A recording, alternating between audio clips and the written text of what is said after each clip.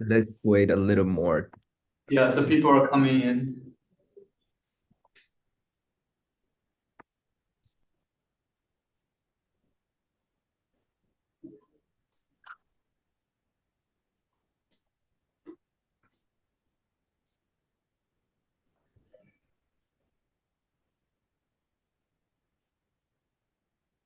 Okay.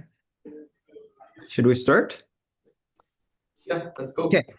So thanks for coming. This week's online causal inference seminar is trying a new format. The joint was the Isaac Newton Institute joint seminar, and today we're very happy to have Rajen Shah from University of Cambridge to talk about hunt and test for assessing the fit of semiparametric regression models. And after his talk, we're going to have discussion from our own Matt from EPFL. And today's Q&A will be handled by In. In. Thank you, Naoki. So as usual, please use the Q&A section in the Zoom window to submit the questions for us to trace them more easily. We also have the collaborator, Richard Guo from University of Michigan to answer some of the questions during the talk. But we'll probably also raise questions to our speakers when appropriate. So please do submit the questions through the Q&A. And without further ado, please feel free to get started.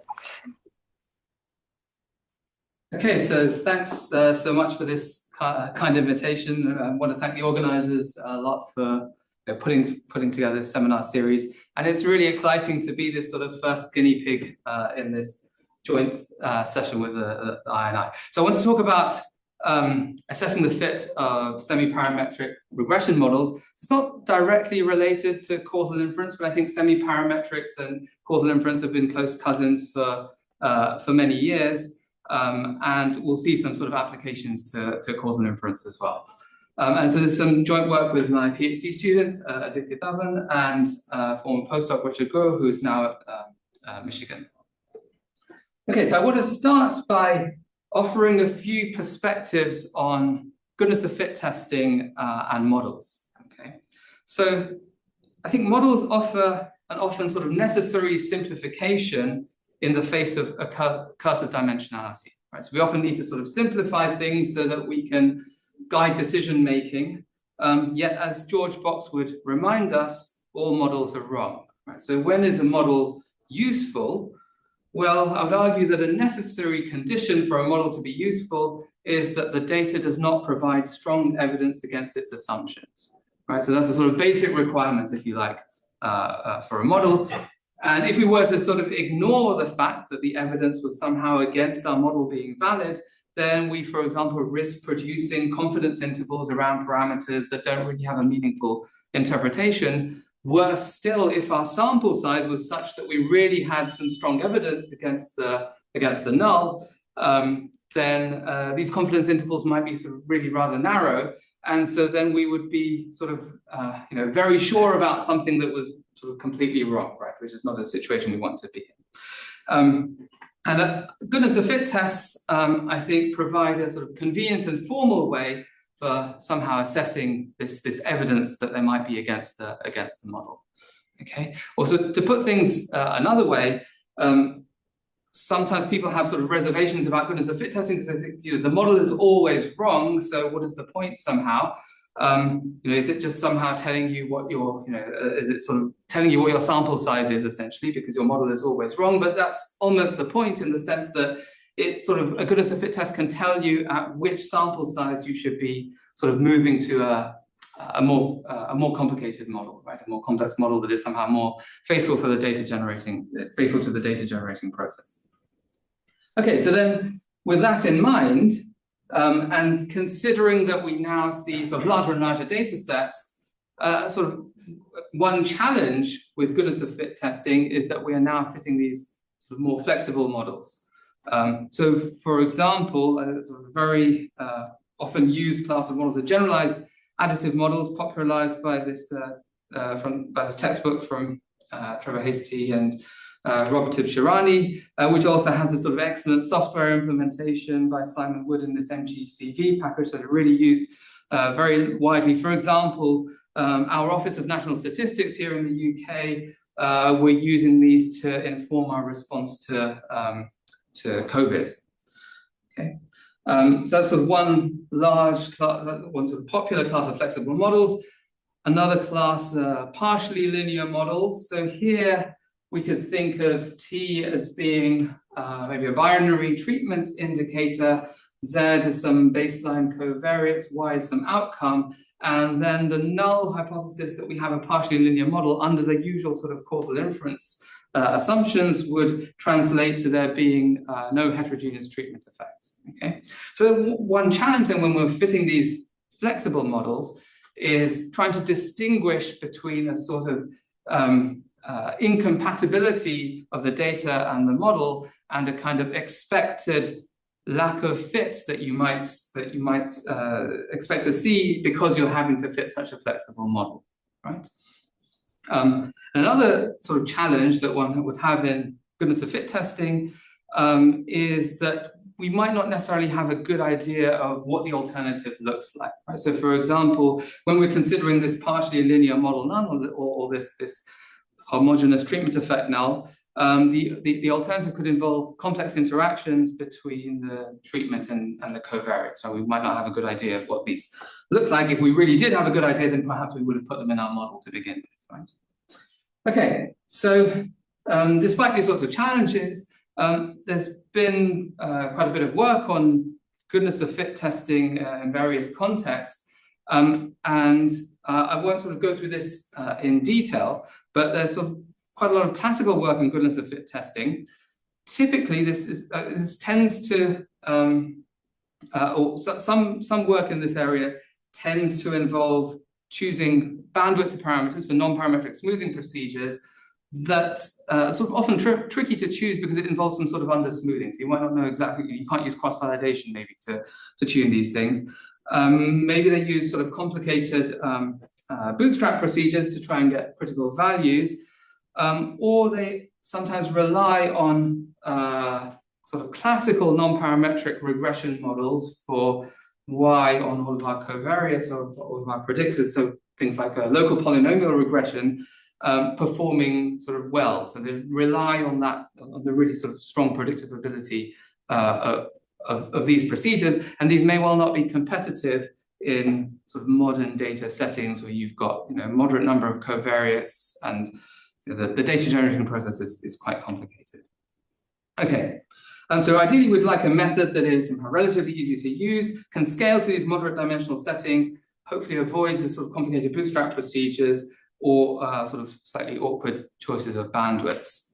Okay. And what we're sort of aim to leverage in trying to do this is the predictive power of machine learning methods. So sort of building on some earlier work that I've been involved in, looking at what we call residual prediction tests. We're trying to test the goodness of fit of high-dimensional linear regression models or generalized linear regression models, and also what we call the projected covariance measure, which is a way of a sort of non-parametric way of assessing the significance of a predictor in a sort of non-parametric regression model. So we're testing conditional mean independence. So is the conditional mean of our outcome given our covariates, does it not depend on one particular covariate of interest? Okay, and so what we'll see actually is that what we're going to talk about is generalizes that, and you can see the projected covariance measure as a sort of special case. Okay, so we're going to look at a class of testing procedures that cover sort of a broad class of null hypotheses that take the following form. So we choose some particular convex loss function, and we're asking for the population minimizer of this loss to lie inside some class of functions that's closed under pointwise addition and scaling. So one example might be we take our squared error loss, and this class of functions is a class of additive functions, right? Okay. So this is the class of null hypotheses that we're looking at.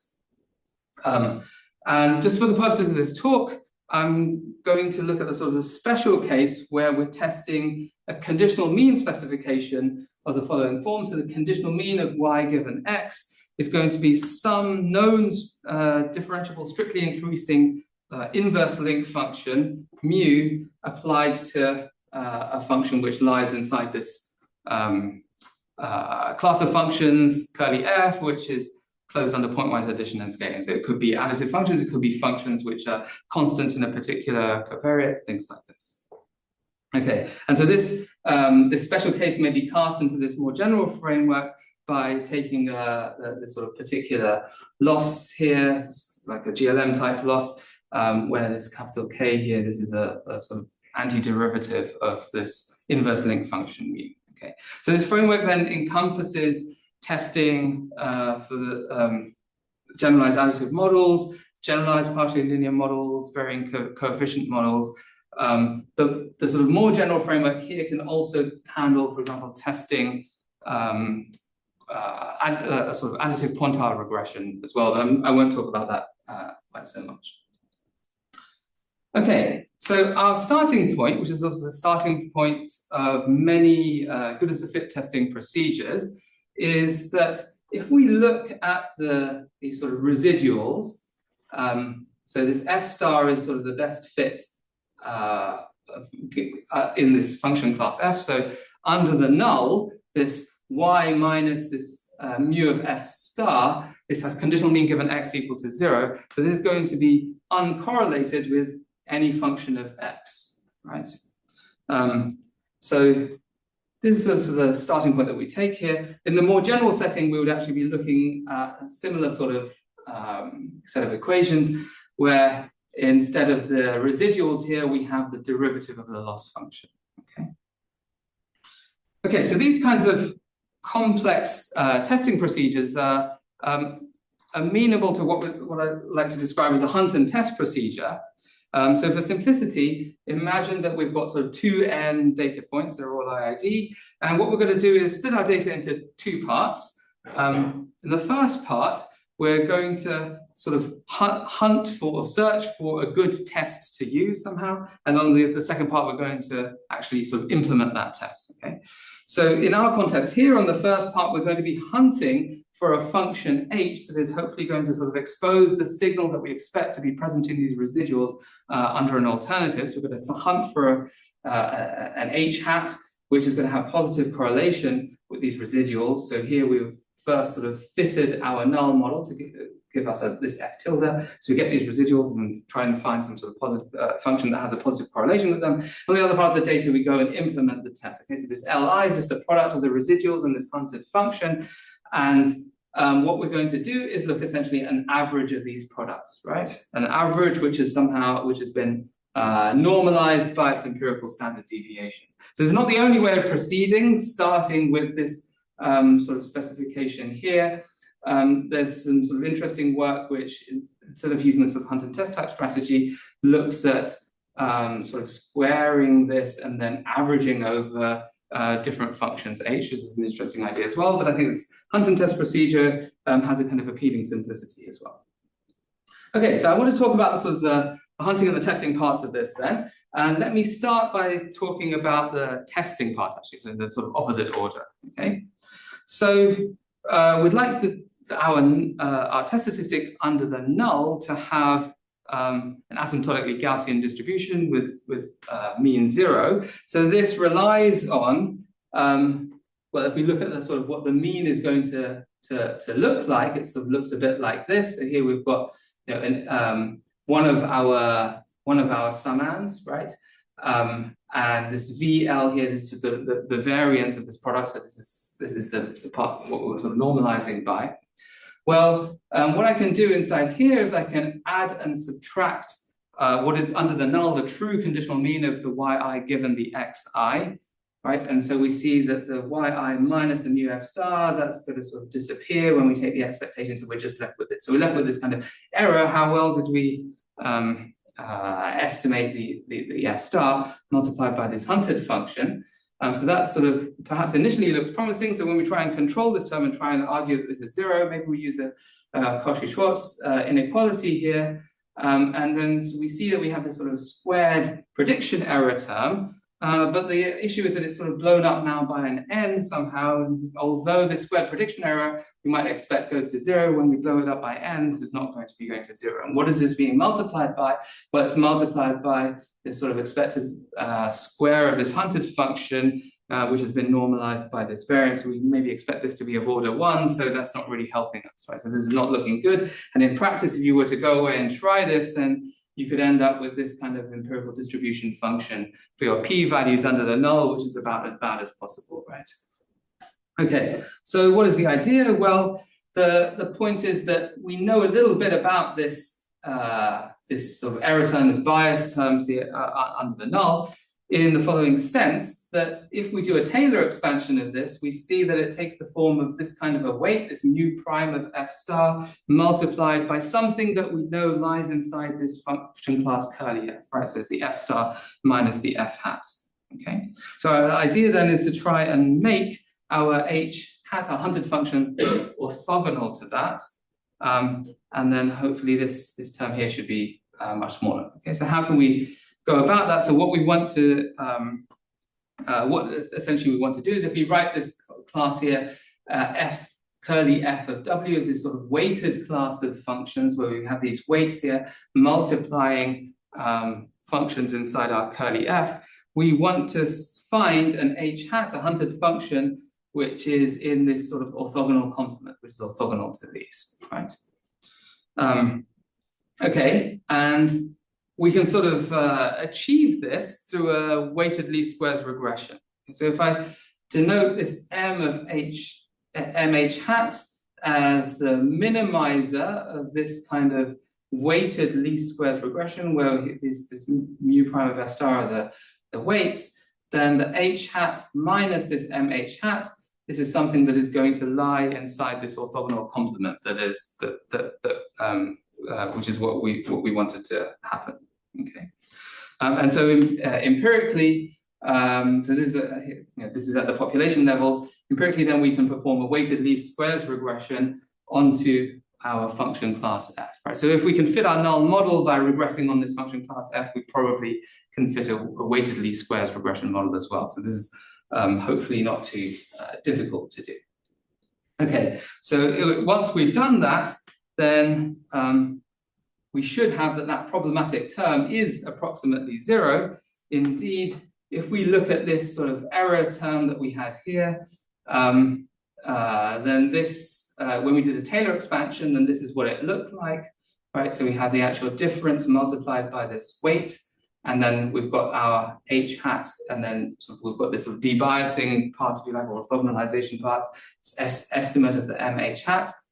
Okay, and then what we can do here is we can, this term in red, we know is going to be orthogonal to the stuff that's in blue by construction.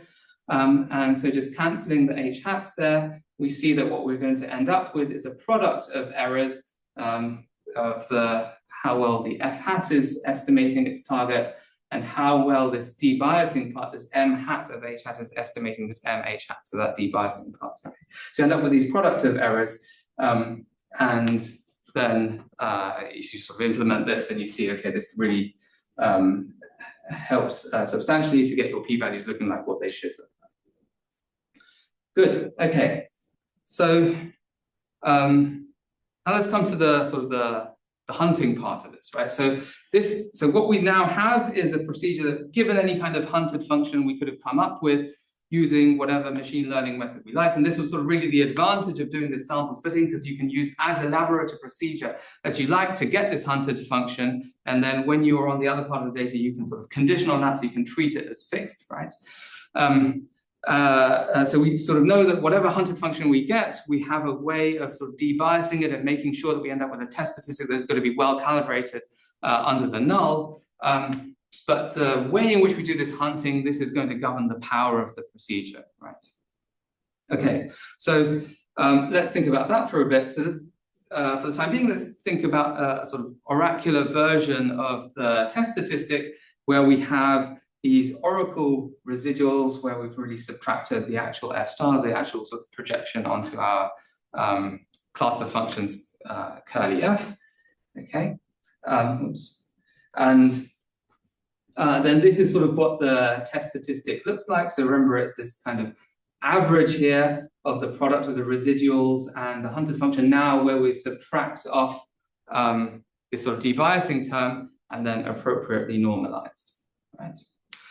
So under local alternatives, we can expect that this test statistic has still a sort of asymptotic Gaussian distribution, but sort of shifted a bit with this as its mean. So this is just the average of what is at the top there. And so it's really this mean which is going to govern the power of the test, right? So we're looking for a function h that is going to make this mean large, right? So we'd really like to maximize this over functions h, yeah?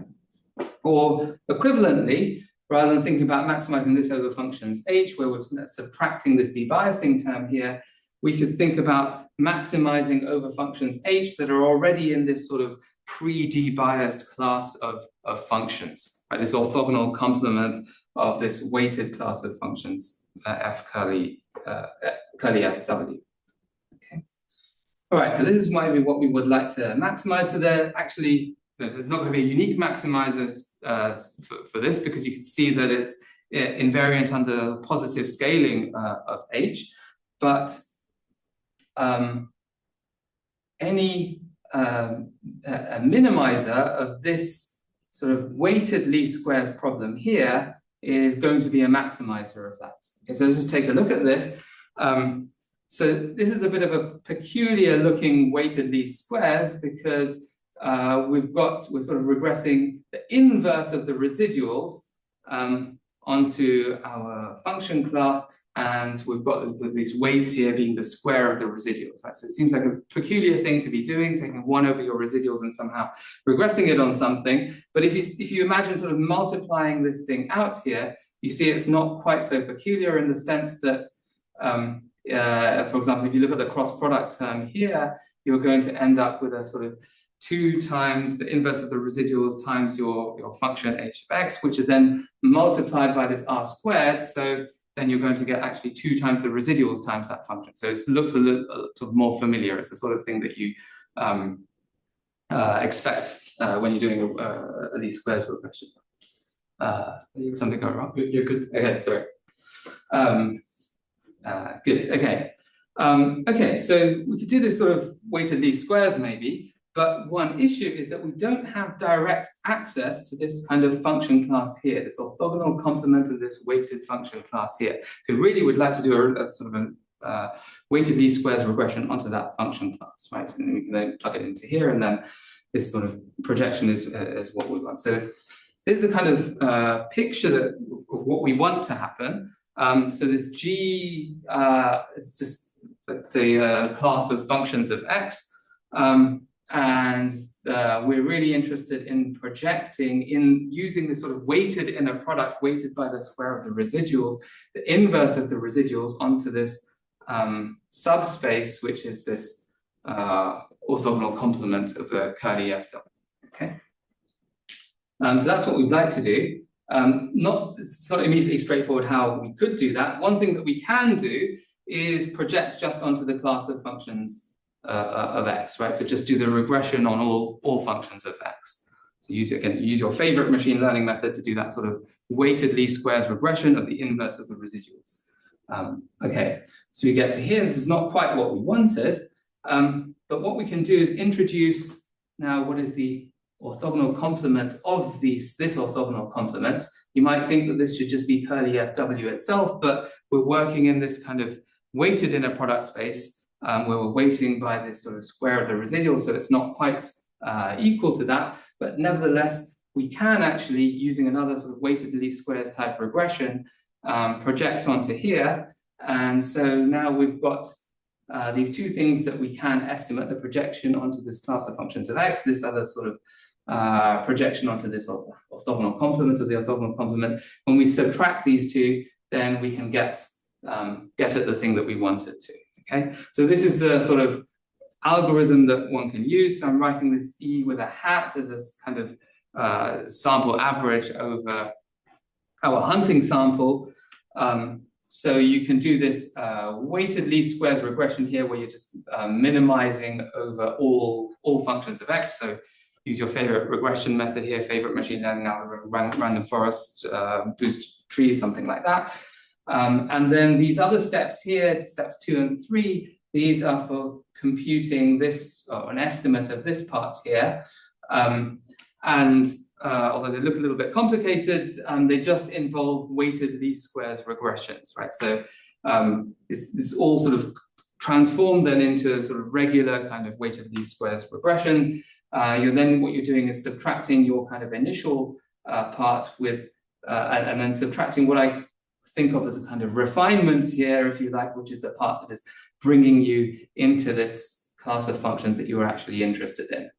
Okay, so this first part I think of as doing somehow the bulk of the hunting. That's really trying hard to find a signal, and then this is a bit of a refinement to get you into the right space at the end. Okay, so just to summarize then, so what we're doing is splitting our data into 2 parts. On the first part, we're going to be hunting for this signal that is going to, hunting for something that's going to expose the signal that we hope to be in the residuals. We do this via a weighted least squares regression of 1 over these residuals from fitting our null model with some weights, which is the square of the residuals. We do this using our favorite machine learning method. Then we compute a bit of a refinement to get this into sort of, if you like, preempting the kind of debiasing that we're going to have to do on the test sample to get a hunted function h hat.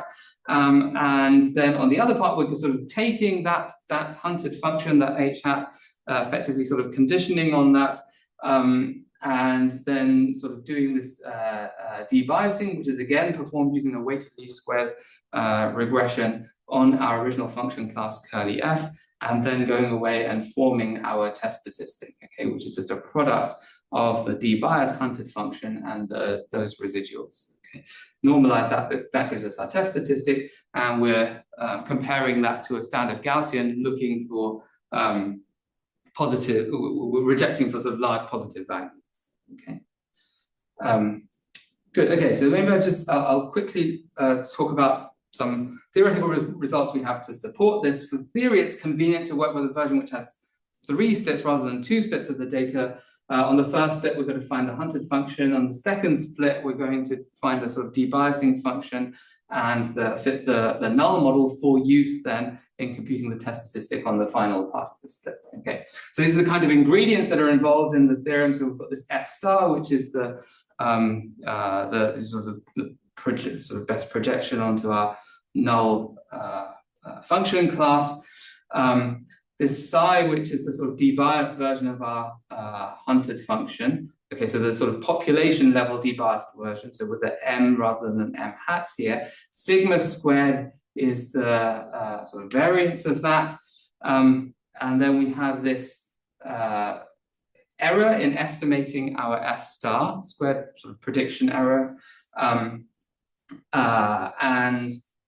We also have a sort of normalized version of an error in estimating the debiased function here. Okay, so why do we have this normalization? Well, under the null, actually, this sort of hunting function is sort of hunting for the 0 function, essentially, because there is not a function h that is going to expose this signal that's in the residuals under the null. So we expect the h hat to be quite close to 0, and so we correspondingly expect these debiasing bits here to be close to 0, and so this is sort of bringing this to kind of the right scale, if you like, here. Okay, and then we also have a kind of a weighted version of this squared prediction error. Okay. Okay, so what we require then is that the product of these errors, the sort of error 1 times the error 2, and also the error 1 times the error 3, to go to 0 faster than 1 over n. So this can accommodate sort of non-parametric rates of convergence for each of these. Okay, and if we do have this, then we have a sort of standard Gaussian limit for our test statistic. So just turning now to the power. So the power is governed by the size of the sort of discrepancy between the true conditional mean and the best that you could get when you were fitting the null model. So here we consider a sequence of alternatives, sequence of local alternatives, where the sort of size of this discrepancy is going to 0 slower than 1 over n. Okay, so that's what this part is saying. And then under the sort of same assumptions as in the previous result, but the additional assumption that we have here is on the quality of the hunting procedure.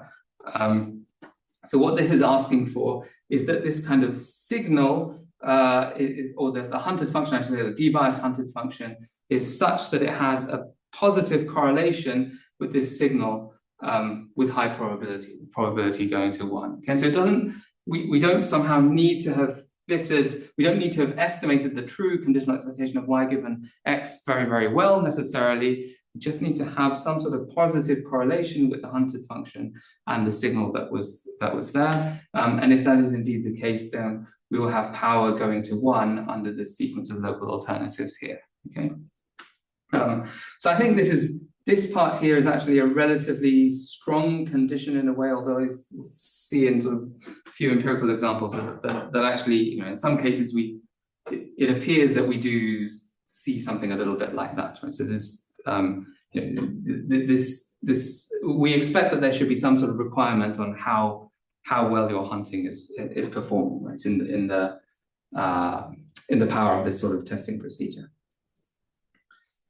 Okay. So now let me sort of look at a few empirical examples now. So first, let's look at testing as the conditional mean specification of some generalized additive models.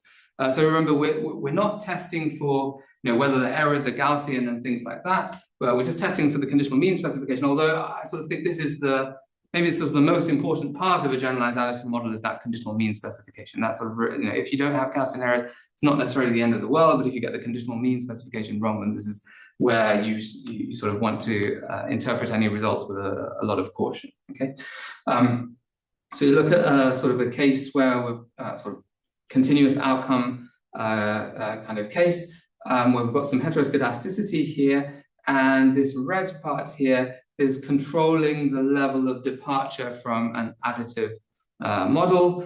And similarly, in the case here where we've got a binary outcome, again, we have the same sort of interaction term here, which is controlling the deviation from additivity. And we see here that we're scaling it by 1 over root n, so we could look at a few different sample sizes. And so the signal strength, if you like, is getting smaller as n increases. But if we sort of see the power of the procedure remaining roughly constant at different sample sizes, then we think that, you know, that's sort of, I guess, in support of the theoretical result that we saw earlier. Okay, so we look at a case where we've got 10 dimensions, a variety of different signal strengths, some Gaussian and t-distributed errors for the continuous case, some different link functions here for the binary case. So we have to choose what function we're going to use to perform our hunting, what machine learning method we're going to use to perform this hunting. So we use the generalized random forest package by sort of Tipshirani and co-authors. We didn't have so many procedures that we could compare to, but we compare to this sort of rather intuitive approach from Brian Williamson and co-authors, which is not really designed for goodness of fit testing, but involves comparing the predictive performance of 2 different regression models. So I think it's a rather sort of sensible thing to do, but it's really used more for telling you, how much better one regression model is than another, rather than testing goodness of fit. Okay, so these are the kinds of power curves that we get for the different examples. So, you know, we're looking, we're sort of trying to calibrate these tests at the 5% level. And so you see that the red curve, which is our approach, is at 0, where we're at the null. This seems to be well calibrated, but then has sort of increasing power as the signal strength. This was this Tor that we had, which was controlling the deviation from additivity in the previous slide. As that increases, we're getting more and more power. The Williamson and co-authors approach sort of sort of as expected because it's not quite designed for this, is not quite so powerful here. Actually, if you really sort of ramp up this signal strength here, then you start to see that rejecting more. But at these sorts of levels, you don't see it rejecting too much. And we looked at our approach here also at varying sample sizes. So that was previously a sample size of n is 5,000. Here we look at sort of 1,000, 2,000, and 5,000. So sample sizes varying along the x-axis here. And each of these are the kind of different settings, Gaussian, t-distributed noise, and these sort of two binary examples here. And this is the sort of signal strength, the strength of the Tor on the y-axis. And these colors are indicating how often we're rejecting. So we're looking to see sort of greens down at the 0 level under the null, and reds as we move upwards, which is what we do see. But also interestingly, the kind of the colors look roughly similar across different sample sizes, right? So even though the sort of signal strength is decreasing for larger sample sizes, it seems to be rejecting sort of roughly as much. Okay, so we also looked at an example where we're sort of testing for the specification of a sort of partially linear model, which we can interpret also as testing for heterogeneous treatment effects. So in this first example here, the null is where we sort of have no treatment effect heterogeneity, so no interaction between this T, which is a binary treatment indicator, and the baseline covariates Z, okay? But there's this sort of red term again, where the tau is sort of controlling the level of heterogeneity as it introduces sort of interaction between the treatment and the covariates, okay? And so here we could compare to this this function in the GRF package, generalized random forest package,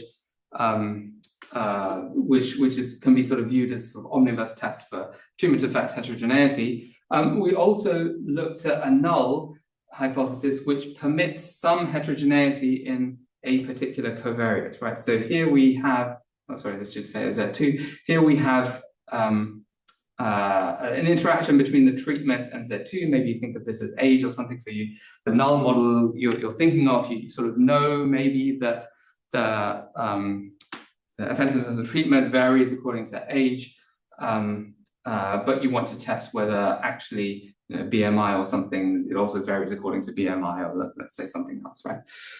Okay. So here are the kind of power curves we get in those examples.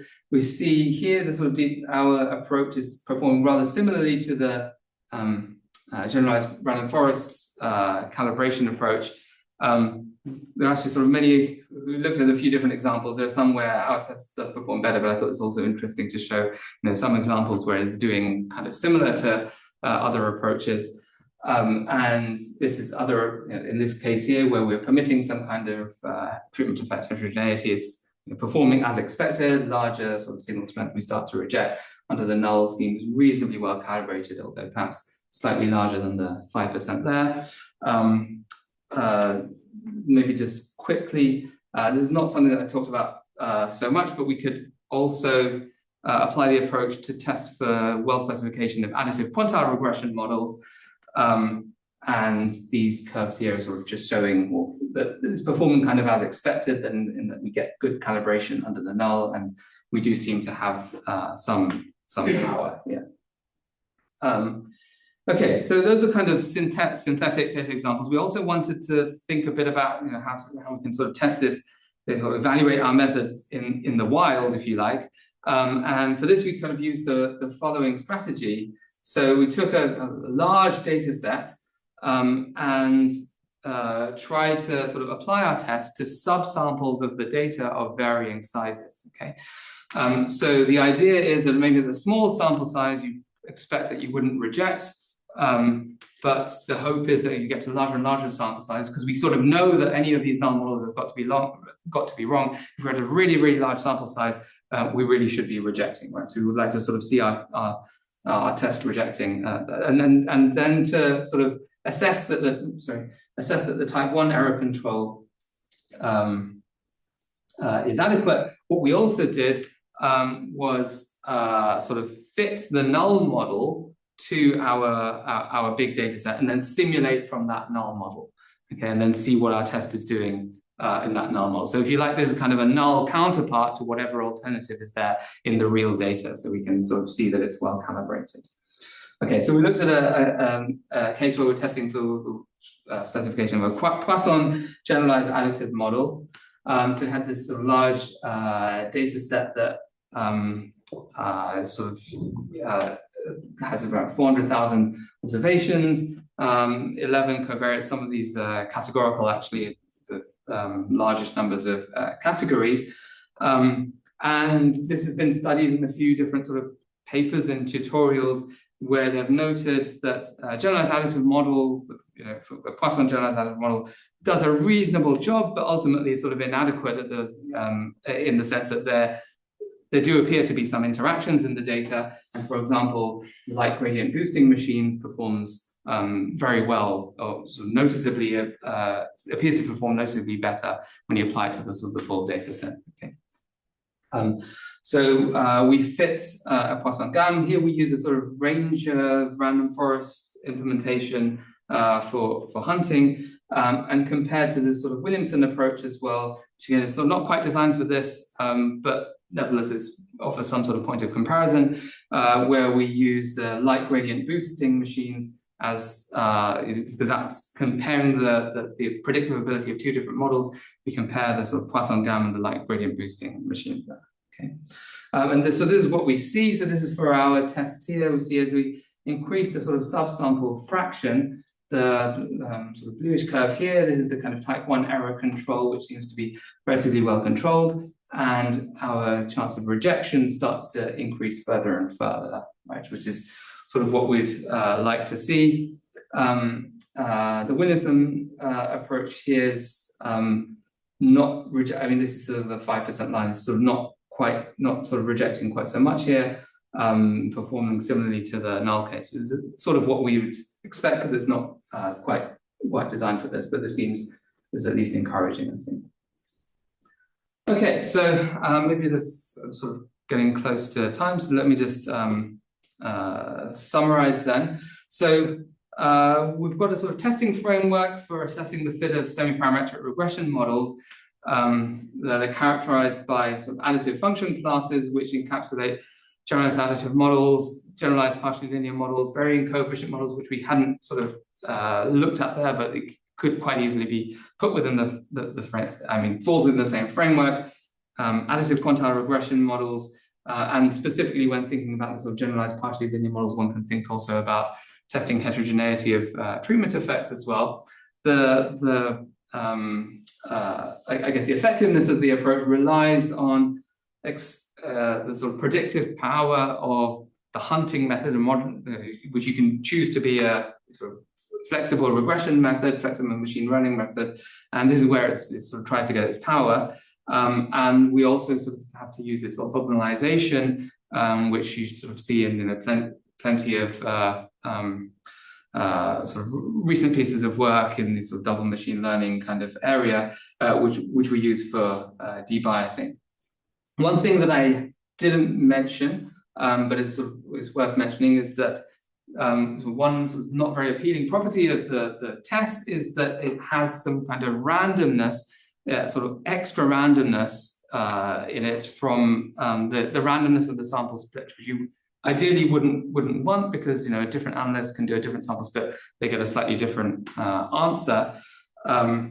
But what one can do is sort of aggregate over multiple sample splits to try and improve reproducibility. This also improves power, and so you see all the sort of power curves that I showed, they sort of bump up by sort of around 10% or so. So not completely dramatic power improvement often, but noticeable.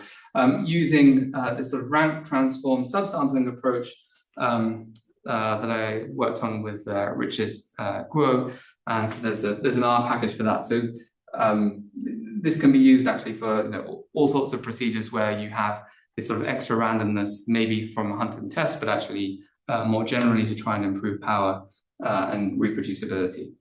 So thanks so much for listening, and look forward to the discussion from Matt. Thanks. Thank you so much, Rajan. So given the time, let's go ahead to the discussion first, and then probably we can have the Q&A session afterwards. So Mats, take it away.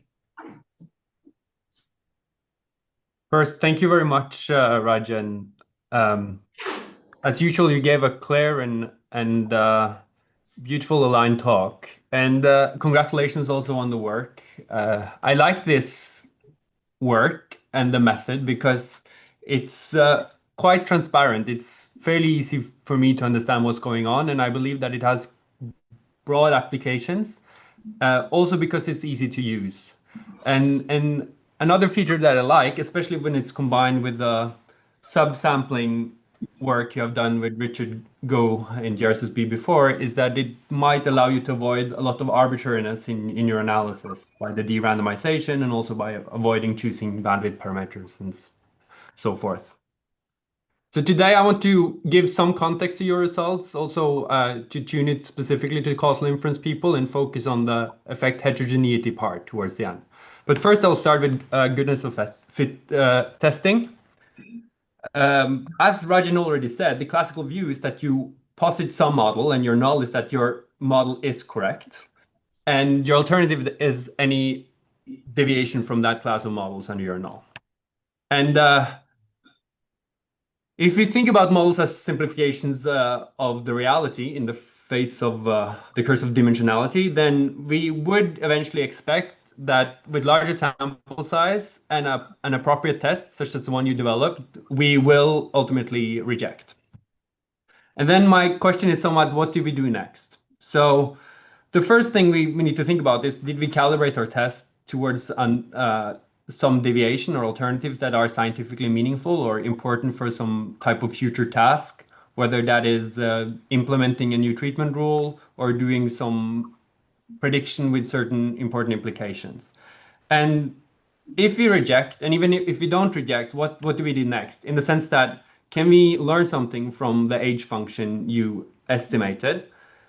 And if we can, would that change our inference? And if so, if we do inference after having performed the hunt and test goodness of fit test, we are somewhat in a problem of post-selection inference anyway. So a question to you is, maybe would you recommend then having a holdout sample after doing the hunt and test, where you would perhaps use a new model or refit the model again? Or how would you essentially tune your test to a future scientific task? So this maybe is taking the goodness of fit idea to taking its use too specific, in the sense that it might be useful in cases where goodness of fit is not necessarily the first thing we think about, which I really like with this work, because I think it has broad appeal. So let's me try to elaborate a bit on the connection to testing for effect heterogeneity. And the first thing I want to talk about is quantitative effect heterogeneity, which essentially could be thought about as the following. So we let tau of x be the additive conditional average treatment effect. And consider a model, or consider a class of models for the expected value y given treatment A and these covariates x. Then the null hypothesis of no quantitative heterogeneity is that this tau x is equal to a constant, say tau 0. And we can rephrase this simply as a goodness of fit problem by considering a smaller model, M0, where this coefficient for the treatment is precisely a constant tau 0. And we now want to see if they really make a goodness of fit test of the class of model M0 versus the M1 class. Similarly, although with a subtly different null, we can look at the qualitative effect heterogeneity, where we look at a smaller class of model M0, well, smaller here in the sense that we look at all parameterizations where the tau x function has the same sign for all values of x, meaning that there are no covariates for which we assume that the tau has a different sign from the average treatment effect in the full population. So the kate has the same sign as the average treatment effect. And this again can be thought of as a goodness of fit test for this sign constrained effect model M0. And I'm saying this also because I want to relate this a bit to the idea about what power does this suggested test have, and also how does the power of these tests relate to powers of other existing tests. So to say, so my hunch is that you can choose your class G, where you search in the hunting step, so that you tailor it for certain alternatives, so that you have power against certain alternatives. And this is also what's been done in other tests. So to make this very concrete, in work I've been involved in myself with Oliver Jukes and Aaron Hudson, we have considered tests of heterogeneity, both quantitative and qualitative, where we create test statistics based on the area between the ATE line and the Kate curve, or the area between the Kate curve and 0.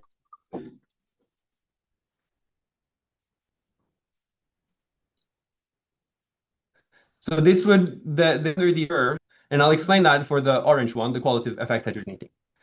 There, think about a dynamic treatment rule, or a treatment rule that is a function of the covariates x, assigning a treatment A based on these covariates x.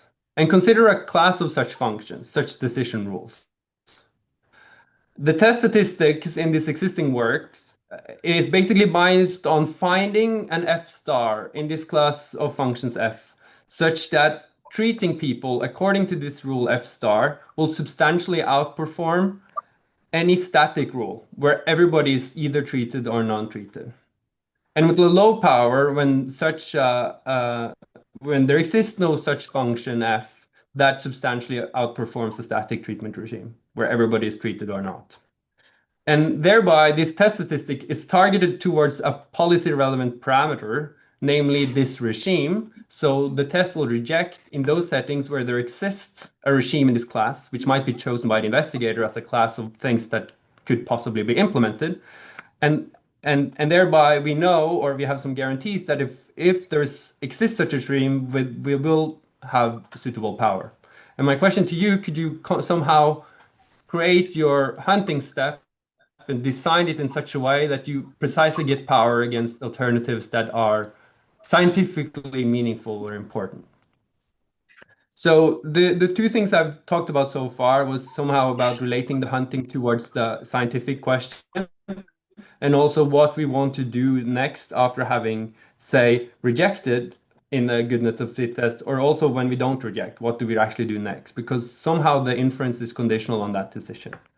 And a third question, which I think you have thought about more than me already, is the ideal proportion of data in the hunt and test splits, because this is not necessarily obvious, at least not to me, in the sense that the complexity of the function class G should somehow tell you something about how difficult or easy it would be to find that optimal function H.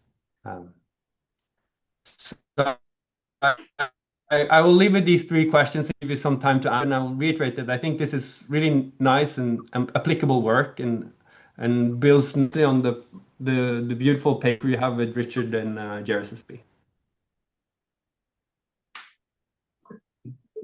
Yeah, you can respond to. Great. Thanks so much, Mats, for the sort of very insightful discussion and the kind comments. So yeah, if we just keep this slide up here, so I will remember these a bit. I mean, these are really great questions and great points. So just quickly, I think that I mean, one can, by sort of adapting the hunting, I think it is possible, should be possible, to sort of target your power towards deviations that matter for a particular scientific question. So I don't know, it could be that you are sort of searching among functions which, you know, are only depend on a certain set of covariates or different things like this. So there is some sort of flexibility there. So in the way that I presented it, I was talking about sort of searching over all class of, you know, the class of all functions of x. But the way that I mean, the theory and the sort of method of the test as well allows you to have some class of functions as curly G, where you can restrict this in some way. And what we're also thinking about a bit is a kind of one-sided confidence interval for a sort of effect size in a certain sense. So then being able to say something like, with I'm sort of 95% sort of confident that the effect size is at least something. So this is sort of, I guess, maybe addressing this issue of, is the deviation from the model somehow scientifically relevant, or is it just a very small deviation that we wouldn't necessarily need to worry about? I think the second point about what one should do after a test rejects, I think this is a really this is a really interesting one, a really difficult one as well, I think. In that this sort of post-selection inference is sort of very challenging. Probably in practice, I think maybe one would choose probably a more stringent threshold for something like a goodness of fit test, maybe something more like 1% than a 5%. So you're sort of not having to, you're only rejecting when you really think that you need to reject. And although it is sort of challenging what one should do after one rejects, I think at that sort of stage, maybe it is nevertheless sort of important to reject, and in the sense of be alerted that an analysis which is just treating the null as if it's a really good approximation to the data generating process, that is something that maybe one should view with caution somehow. So it doesn't kind of address exactly what one should do afterwards. One thing that one can do is sort of, I guess, try and look at the hunted function, because it's somehow telling you a bit what you should have added to your model to make it fit better. It's not something that we've looked at in more detail. I think what you said, that maybe one should actually do 3 splits if you really wanted to do this formally. At the same time, is probably practically not something that people would be very comfortable with to really sort of split your data, reserve some extra part of the data if they've really sort of worked hard to collect it. And then just to sort of talk about the very last point, I think you're right that the effectiveness of this can depend a bit on the sort of proportion of data used for the hunting and testing. Although what we have seen in empirically is that if one uses this sort of aggregation scheme by subsampling, by this rank transform subsampling scheme that worked on with Richard Guo in this paper that I mentioned at the very end, then somehow the ratio that you use for hunting and testing doesn't seem to matter so much. So we're not really quite sure why that is, but that just seems to be the case empirically. But yeah, so thanks again so much for the insightful questions and the kind comments, Mats. Thank you so much again for the great conversation. We probably have 1 or 2 more minutes. So and also before that, thank you, Richard, for addressing so many questions in the Q&A. We still have some questions. Maybe I'll raise Qingyuan's question. He was not able to post to Q&A because he's a panelist. Just ask you from here. Yeah. So I was basically wondering how general does it apply to more general semiparametric models? Especially you had this picture where you're doing the hunt and test, where you're doing projection. Yeah. And I think about that as a space of probability distributions, like a statistical model, and you have a smaller model and you have a bigger model where you're projecting to. So does that picture kind of directly apply to a general semiparametric model? Yeah, we're sort of looking at this, and I think that there is a sort of semi-yes answer to that. That I think it is more general, and like there is a version of this that, for example, you could sort of test conditional independence and things like this. And I think it's not clear that the hunting and things like that, or the hunting and the debiasing, not necessarily going to reduce to weighted least squares type problems, but nevertheless, some version of this, I think, should also work for more general models like that. But it's something that we're sort of actively looking at, actually, and it's a great point. So I mean, just to follow up a little bit, can I think about this as kind of you're finding the score of the semiparametric model you're testing, that you're kind of then the hunt step is kind of you project onto a larger model, and then from there, from the projection, you find a direction, like a score in the larger model that you're likely having some power, that you're using that test to kind of form a powerful test. Is that kind of what's generalization? Yeah, maybe I'm not entirely sure about the sort of projection onto the larger model part, because I sort of think of it a bit more as you have this kind of score, and then you are looking for something that is kind of correlated with it, if you like.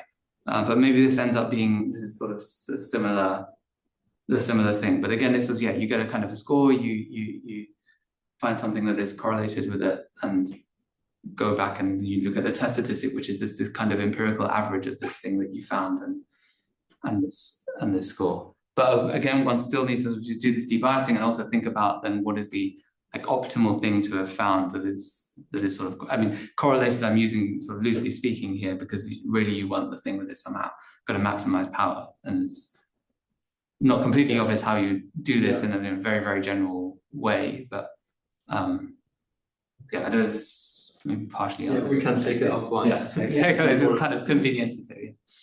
Yeah. Okay. Bring it to a closure.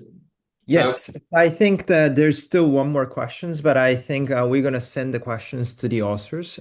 So first of all, thanks so much, Rajan and Richard, for the great talk, and Matt for the great discussion. So let me share the screen to talk about the next week. So the next week, we're going to have last sessions, I think, for this semester by Carlos Roschinetti, and then discussion will be by Dominic. So I hope you'll join the online causal inference seminars, and then future, I think, Isaac Newton Institute seminars as well. So thanks so much. Thank you, Naoki. Yeah, thanks a lot. Thank you. I think this was great. Thank you. Thank you so much. Yeah, thank you, Matt. Seems to work well, no? With the INI and everything. Yeah. How's the sound? It's It's good. great. Yeah, it's good. not bad. Yeah, I've sent in some thoughts to everyone, to all the organizers about this, but we can take it from the emails. Yeah. Thanks. Yeah, thanks. All right. Looking forward to continuing this. Hey, guys. Thank you. Have a Okay. nice one. Thanks.